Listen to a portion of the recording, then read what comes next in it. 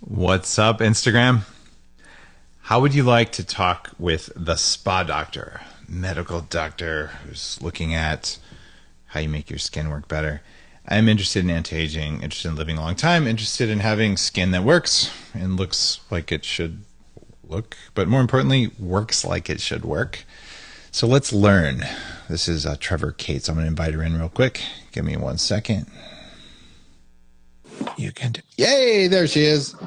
Hi. Hey, Trevor, the spa doctor Cates. Good to Hi. see you. Good to see you too. I was over on my Instagram live doing waiting for you to join me. Oh, did I have it on the wrong channel? That's all right. So we're all good. We're connected now. Oh my goodness, that's so funny. Oh well, you're on my channel. I guess I was supposed to be on your channel. It's See, all this good. I should probably read my calendar better. Sorry. Well, oh well. Guys, I have known Trevor for quite a long time, and she, what's the name? Which of the high-end hotels did you used to be the spa doctor for? Like the Waldorf Astoria in Park see, City. it was at Waldorf for Four Seasons, but anyway, she's like in charge of like fancy people's skin for a long time, and now you run your own, you're in your own clinic, Yeah. and have your own line of skincare stuff, and you're just like you know a lot of stuff, and you're a good person, so like you should be on it. Let's talk about skin. And our mutual friend Rachel Varga, who's been on the podcast, is here going, can't wait for it. Great, great. Well, I've been enjoying listening to you, Dave. Always interesting to hear about what you're doing next and all the little biohacking tips that you've got going on. All right, so are you interviewing me or am I interviewing you? I'm so I confused don't here. know. Well, Some of now both. it looks like the roles Check, have reversed. Are you ready to speaking of role interview reversal, me? check out this board on the road, guy. It's like, is this a male? All right, let me help you out. Okay, this is a male, and the other person is a female board on the road. And if you're having a really hard time with that, there's a thing called an eye exam that you could probably get. And if Right. not, I can teach how to hack your eyes as well. And Trevor can tell you what kind of night cream to put around your eyes so that they don't get all swollen shut like they probably are now. Yeah, I know it throws people with my name, my first name being Trevor, that people are like, wait, that's a guy's name. You're not supposed to have that name. All right. So ask, I don't know, you wanted to interview me apparently, and I just started on my channel because that's what people always do. So I did it wrong, guys. I'm taking the blame for this. But Trevor, what do you want to know? Or what do we want to know? I don't know. You guys ask for questions. That's the wine, brother. It was Dave, I sake. think we Come on. It should was talk about I think we should talk about biohacking for skin. Like, let's talk about some of the things that we both know to be really great for skin. Because I know you talk about how you're gonna live to be 199. 100 and gazillion. So when you're gonna live that long, your skin has to keep up with you, right? In fact, I did some math, and there's a degree of collagen loss in the skin of basically just the amount of protein in your skin that goes down every year as you age. And if you're going to live to 180 and you don't do something about it, you'll have 17% of your skin thickness left, which means you could probably see your liver and your ribs through your skin. And I don't really think that's the Mr. Smithers kind of look I'm going for as I age. So for me, taking care of the skin as an organ, making sure it replaces itself is really important. So there's a lot of questions here about Botox. What do you think? Is Botox a good thing for your skin or a bad thing for your skin? Well, when we're talking about what does Botox do, Botox is botulinum is a neurotoxin. In fact, I actually had a patient when I was in Santa Barbara that had botulism poisoning as a child and ended up with paralysis and things. So it's very toxic ingredient or substance that occurs it is a natural substance, occurs in nature, but it's a neurotoxin. And then of course the botulism was found in, the poisoning and canned foods, and a bunch of people died. But it's also used as and Botox as an injection to kind of freeze the muscle so that it diminishes the wrinkles, like they disappear because the muscles can't create the wrinkles. Typically it's been said it's safe. Now the concern that I have is what if it's not? Like, there are a lot of things that we've said for many years. Doctors would recommend smoking cigarettes. Doctors would say many things that were Wait, that's safe. not safe? Smoking cigarettes? Crisco oil, like definitely eat Crisco oil. Yeah, all of that good stuff You that can put it was on your face too. It's good for so everything. safe for you. And then all of a sudden, some study comes out that it crosses the blood-brain barrier. So maybe it's not so safe. I'm just saying, I don't think that, I mean, everybody's using it these days. It's so popular and so trendy, but I'm starting, the other thing is that I start trying to figure out what my girlfriends are thinking or what's happening because I can't see their expressions anymore. Are they surprised? Are they angry? Are they sad? I can't tell. Um, you can certainly overdo it. There are studies, I think Rachel talked about them when she was on the show, that show a thickening of collagen in response to either Botox. And Botox has a bunch of proteins in it that you probably don't want, but there's just the pure protein-free version whose name I don't remember anymore. Well, you know, I don't know. I'm still not convinced that Botox is completely safe. And also, like, what kind of look are we going for anyway? So, I mean, for me, I prefer the more natural look. And, you know, I've got wrinkles here. I kind of like them because, I don't know, there were signs that I've been, you know, going out in the sun and I've been smiling and laughing. Yeah. Um, so basically, you want to look natural. You don't want to look like a glass, a glass doll for sure. But also, people don't want lots of wrinkles as they age. So for me, it's how do you have more moisture and more thickening in your skin, right? And Right. I'm definitely interested in peptides and putting the right oils, and mostly it takes 7 years to replace the collagen in your body, or to replace 50% of it. So the half-life of collagen is that.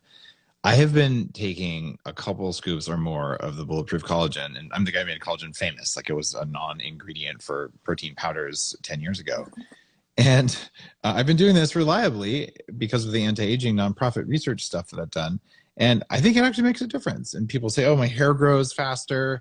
My skin is looking better. And there's studies in mice that show, and they're not human studies because 7 years is a long time, but in mice, they do show increases in skin thickness when they eat more collagen. So I think it's a pretty good idea to eat the stuff and to eat healthy fats. Because, I mean, Trevor, what happens if you have a client who eats French fries, fried in God knows what oil? Well, oxidative damage, that speeds up the aging process. So definitely not something you want to know. French fries are definitely not the way you want to go.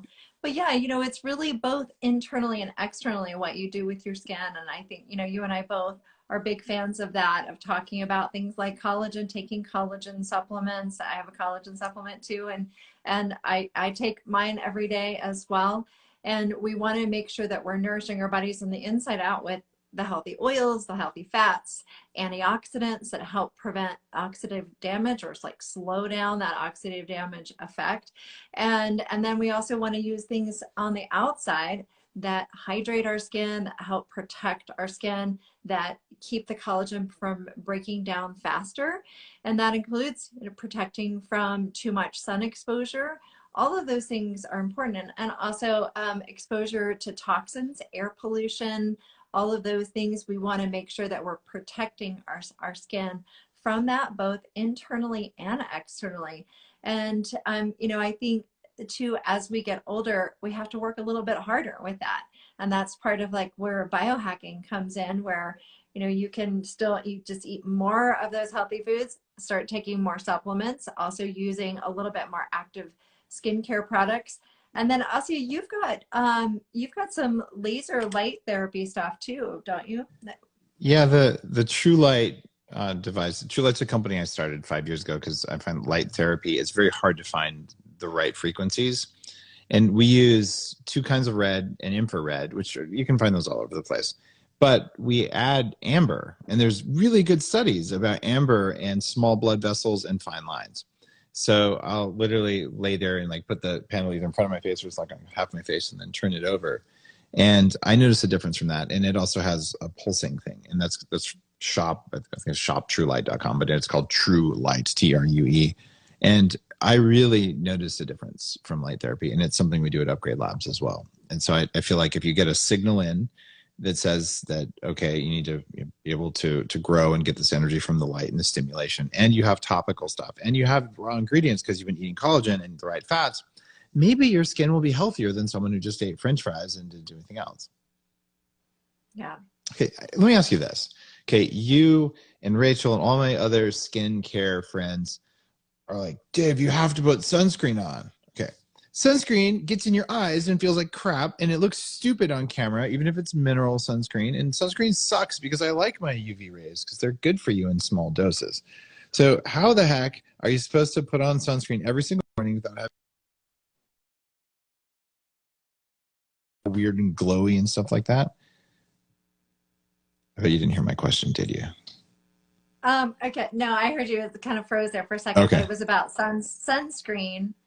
And it's a great question. People ask me about sunscreen all the time. And I live in Park City, Utah. We have a lot of sun here. I'm a big outdoors person. I ski, mountain bike, wake surf, do all of that kind of fun stuff.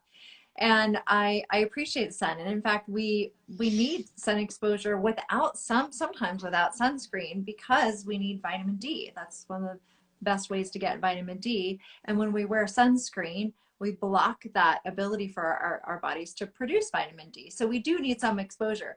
The question is, how much do we need for healthy, and then how much do we need to protect, and then how do we protect, right? Those are the big And questions. and where do you get it is a question too. Where do you Like, get sun?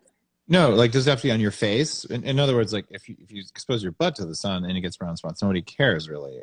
But if you expose your Right. face, so you might want to choose where the sun hits your skin, is what I'm saying. Exactly. Exactly. So we get the most amount of exposure on our face and the tops of our hands, our neck, our chest, because those are the areas that are exposed year round when we're driving a car. Then you think about the tops of your hands that comes through, the sunlight comes through the glass, all of that. So what I tell people is to really pay attention to your face, your neck, your chest, the tops of your hands in particular.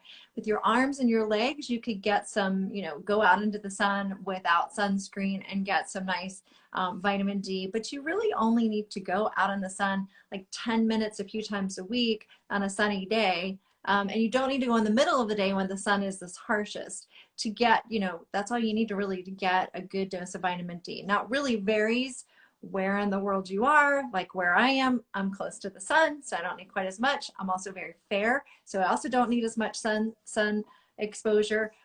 So those are some of the things that we want to look at. And then of course, when it comes to vitamin D, you can easily get your vitamin D levels tested, get your blood work done, ask your doctor for 25 hydroxy vitamin D and see what your levels are, because you might be okay. You may not need that extra sun. And then if your levels are low, then take a supplement. Dave, you probably have a vitamin D supplement, right? Oh, geez, who would ever imagine? Yeah, the Bulletproof 80K has the vitamin K that you really should be taking with vitamin D this in the Yeah. same supplement. Yeah. But So, but I'm then wait, getting but yeah, go keep ahead. going. It sounds like you got something important. What is it? Okay. Well, no, I was just gonna say, but then with the protecting your skin with hats, cover-ups, trying not to go out right in the middle of the day, trying to go out earlier or later, and using a mineral-based sunscreen is way better than the chemical sunscreens, because then you get away from endocrine disrupting chemicals like oxybenzone. You're also getting away from some of the chemicals that we know are damaging for the environment, like that are now being banned, and they're banned in Hawaii and things. So I just put you, straight DDT on my forehead. It looks so good. oh, it doesn't matter. Just use some gasoline, whatever. No, but the zinc oxide sunscreens are the best option. And I like the tinted ones. It's okay for men to use them too, but the nice thing about the tint is they're not that like pasty white. They have some color to them so that you can kind of match them for your skin tone. And just keep an eye out for, the other ingredients too. Like you want to still stay away from fragrance and parabens and mineral oil, dimethicone, those kinds of things. Definitely, I would be concerned. Most sunscreens I wouldn't want to put on my face, and I know you've given me some good sunscreens. Rachel's given me some, so there are some that mostly zinc based or mineral based, but still, I'm like, I don't want to get it in my eyes because it makes my eyes get all weird. And I'm seeing some other questions here. Don't put it on your eyelids. Wear Okay, good. I sunglasses. kind of leave a circle around my eyes, but then I have like nicely tinted, and then my eyes are a slightly different color. I've got like reverse raccoon. I don't know. It's a lot of work. Like I'm a guy. I just want to like smear one thing on my face in the morning and be done. And, like I'm just lucky I shaved that morning. Like I Right. feel like a lot of guys, that's about what we're going to do. And you might convince us to wash our face every morning if we're not in the shower. Well, Like, and and that's one of the reasons why I wanted to create a really simple skincare system. A lot of guys love the Spa Doctor skincare system because it's so simple. And when I told you how to use my products, I told you about this, like just use the cleanser to wash your face, and then steps 2, 3, and 4, put them all in your hand together, rub 'em, and then rub them on together. So then it's like just 2 steps. It's super easy. all right. Now I'm seeing a couple more questions coming through here. So as you know, I was in the New York Daily News or Post or something for my habit of butthole sunning, and people are asking, is that actually a thing? Is what a thing? Sorry, I couldn't hear what you said. Butthole sunning, like where you expose Oh, all of you. There was an Instagram thing. I was like briefly famous for a minute because I was right. making fun of someone else for doing it. I saw that. I remember So, seeing that. as a skin doctor, is there any benefit to exposing other various parts of the body between the legs in men or women to the sun? A real question. That's only kind of funny. It's a really good question. I haven't looked at the research on this one, so I'm just going to make some assumptions here based upon what I know about the body and So you're going to make science. fun of me, is what you're saying. Gee, thanks. Well, I mean, there is a reason why, because it's where the sun doesn't shine, right? So maybe we do need a little extra exposure in places where we don't typically get sun. I mean, I don't think it's such a bad idea, but you might be more likely Did you just say but? It might be. But I did say but. You did it on purpose, right? I did. You're making me laugh. Okay, keep going. But be careful because you might get sunburned. I did that, man. It's like eating jalapenos. Don't do that. It's just not. That is not a good place to get sunburned. So if you do it, just be mindful of the time. There you go. I like that advice. And there is a study or two that says vitamin or sunshine on the testes increases testosterone, and it probably does. So it's like, yeah, sure. But that's probably less important because few people are going to get sunburned frequently enough to have wrinkles there. And if you have wrinkles there, you're not even going to be able to see them. So it's okay. Yeah. So let's talk about the other 2 questions that are here. People are asking about what you do for sun damage. So how do you reverse sun damage on skin?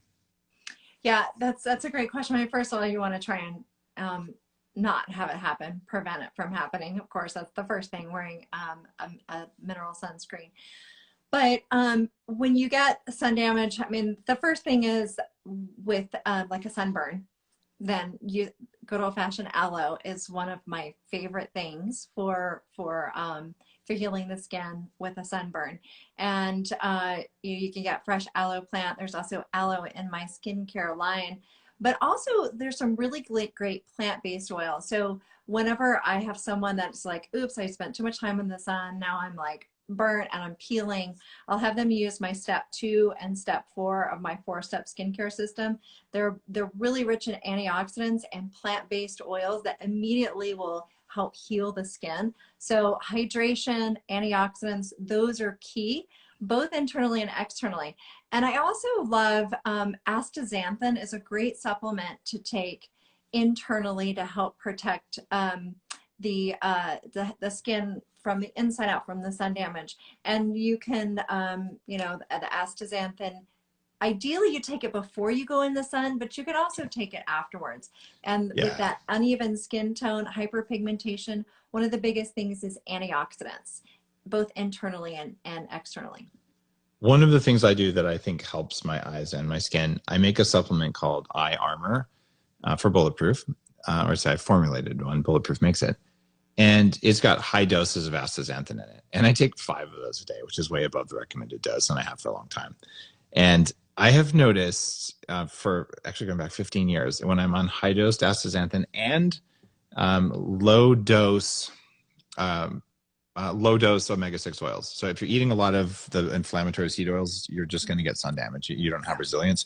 But if you're eating more grass-fed butter, animal fats, and stuff like that from grass-fed animals, and the omega-3s, but not the 6s, and you're taking astaxanthin, your resilience in the sun is ridiculous. Like you can be at 5,000 feet for a couple hours and like, no problem. Whereas growing up in Albuquerque, I would have just been completely crisped as a kid, but I was, the puffy, give me liquid margarine kid, because that's what I thought it would be. Yeah.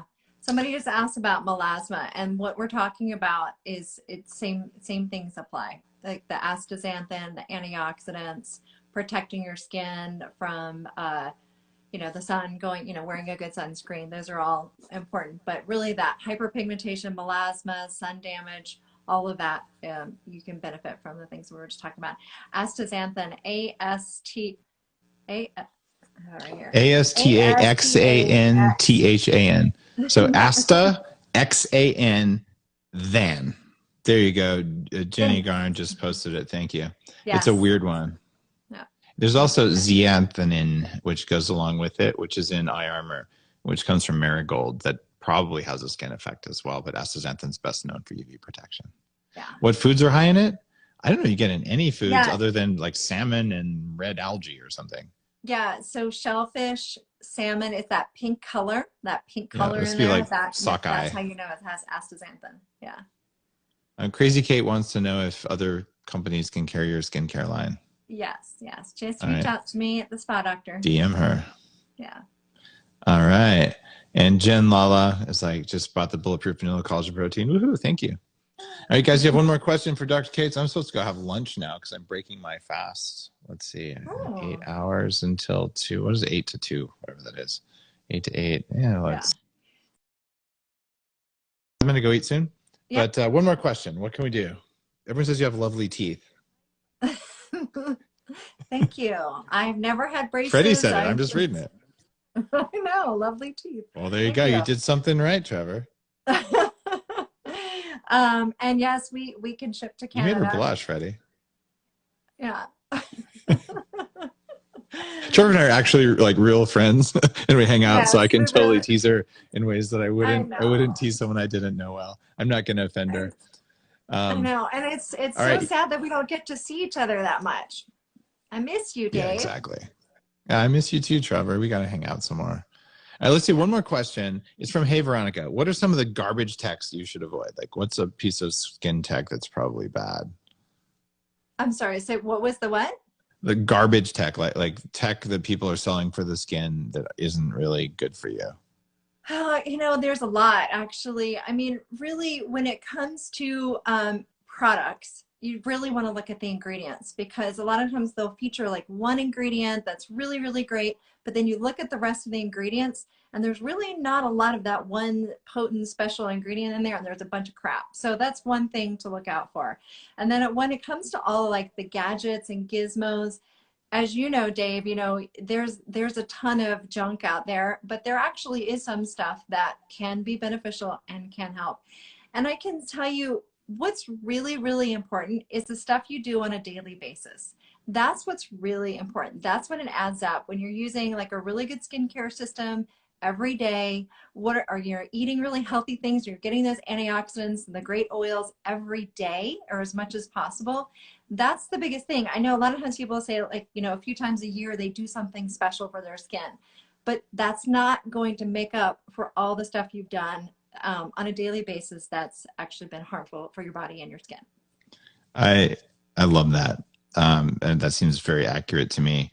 I'm going to name two things. The fascia blaster is a very bad idea. This is like this weird thing, and you go and you break up your fascia that is a signaling thing in the body. So don't do that. There's people who swear by it. There's many people with lawsuits. And then there's a really important question from Kim D. Fit, who's asked about skin tags. And guys, skin tags are a sign you have high blood sugar. They're straight up sign of that. When I was a teenager and I was obese, I had skin tags all over the place. They go away when you fix your metabolism. I'm going to invite you guys, go to fastthisway.com, and there is a fasting challenge. I will teach you everything in the book, even if you don't buy the book, for free as a gift. Fastthisway.com. 60,000 people have signed up for this and gone through it. There's a whole active community. I'll teach you over 2 weeks how to change when you eat, even if you don't change what you eat, so you get control of your metabolism. Give yourself 6 months of controlled blood sugar, never being hungry the whole time, and your skin tags will actually go away all on their own. You don't have to cut them off. It's pretty ridiculous. Am I lying, Trevor? I know, no, it's great. It's amazing. And definitely skin tags. Sometimes you have to do like, some of them won't just disappear. You have to like do the lift and snip that doctors can just take the big ones off. Yeah, the big ones, they don't just go away. You don't need a doctor for that. Just get a pair of nail scissors and cut them off. It doesn't even hurt. They have a tiny little thing. No. It's easy. You're raising billing. You doctors, man, you're all the same. Get your own tank of liquid nitrogen, pour it on there. No, just go get your doctor. Go just get your skin check done once a year. If you have skin tags, they can clip those off really easily, and then just balance your blood sugar so you don't have any more, because it's so true. I remember with my first pregnancy, my blood sugar was off and I had all kinds of skin tags. I was in naturopathic medical school at the time. I hadn't quite figured that out yet. But then when I learned with my other two, I didn't have any problem and haven't had any more skin tags since then. No. Very cool. Yeah. Thank you, my friend. All right, we'll Guys, go get some Trevor, food, Dave. Kate's. All right, we're going to hang out in person as soon as all this ridiculous travel restriction that doesn't seem to change anything except making us uncomfortable. As soon as we end that, we'll go hang out. See you guys all later. Bye.